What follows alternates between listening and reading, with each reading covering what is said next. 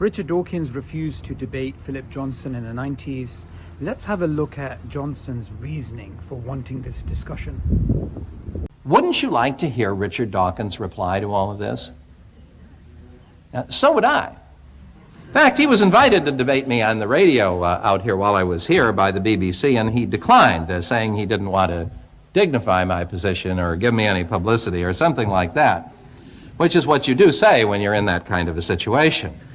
And the newspapers are so far a cheering section for you that are utterly credulous about everything you write. But if Dawkins did reply, if he were here, if I were going to turn this platform over to him, I would turn it over with a challenge and with the question.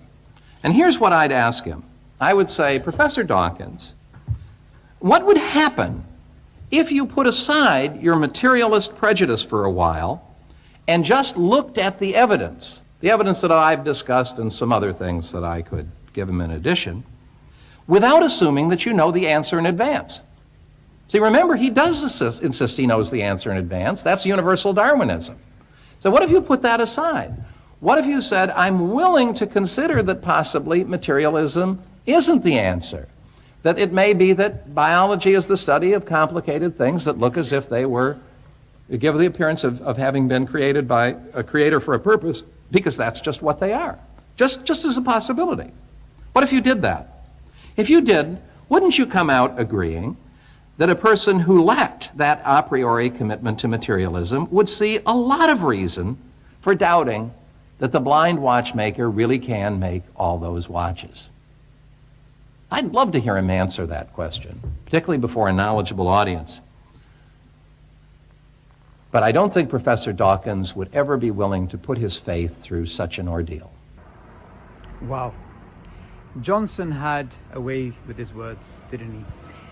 Now, Johnson sadly passed away some years back, and we are not going to see a discussion between Johnson and Dawkins. We could see a potential discussion between Dawkins and Meyer. We could see a discussion between Dawkins and Axe, or against Dembski, against Behe, against... His faith in materialism. Apologies. So the fact is, there are many different people out there who, if Dawkins was serious, he could actually tackle. Now the issue here is he is not actually good at philosophy, and this discussion will have to involve philosophy. The reason being is because Darwinism is based on naturalism, and naturalism is a lens which colors the data.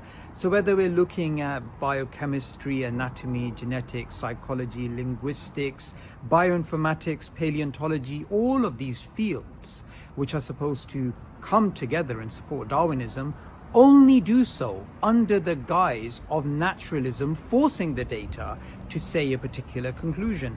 If that wasn't there, would things be different? That's what Johnson wants to ask.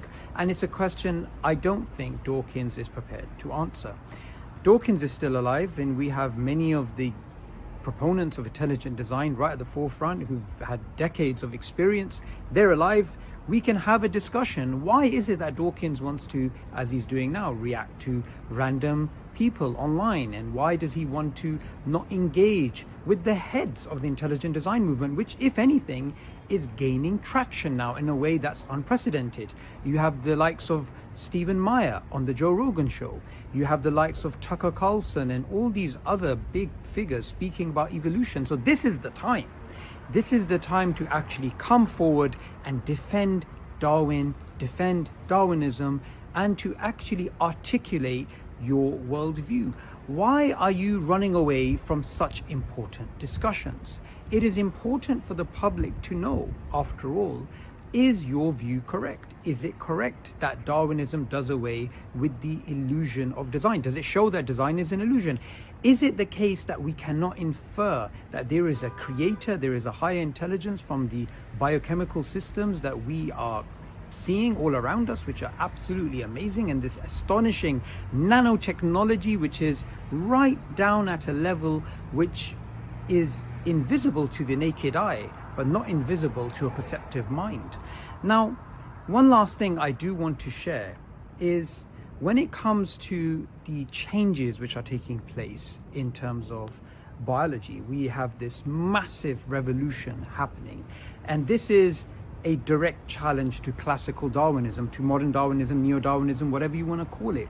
So we have niche construction, we have natural genetic engineering, we have phenotypic plasticity, we have symbiogenesis, we actually have somatic hypermutation, we have genetic assimilation, which is led by epigenetics. We have all of these revolutionary changes happening, and where are you in this discussion? The only time you've actually been useful is in your discussion with Dennis Noble, and after that discussion you've been relatively quiet. In your latest book, The Genetic Book of the Dead, you tried to address Noble, but you didn't do so in an effective manner. So I would suggest to come out of your shell, come out of your comfort zone, deal with the reality around you. Intelligent design is on the rise, third way evolution is on the rise, challenges to the selfish gene perspective, which has been your lifelong work, is accelerating at a pace that's going to be very hard to stop in a few years' time. So why don't you defend that worldview rather than making random reaction videos? So I hope this video will go in some way to show his followers that Dawkins is not a biologist worth his salt.